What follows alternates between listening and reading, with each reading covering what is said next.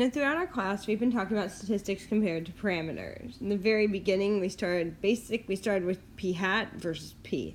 P hat was the percentage of a group of people who fell away. That is, the percentage of our sample who fell away. P was the percentage of the entire population who fell away. We also went on to talk about averages. So we had X bar is the average of our group of people, our sample, and mu was the average of the entire population.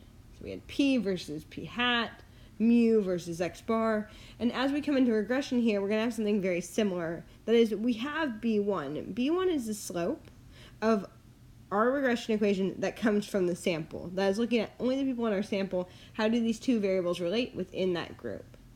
If we want to go ahead and generalize about how two variables relate within a whole population, it's no longer B1. It's rather beta 1. So beta 1 is our parameter. That is, it's the slope of the population regression equation. Most of the time, we can't pull the entire population, so we're just going to be estimating what beta 1 is.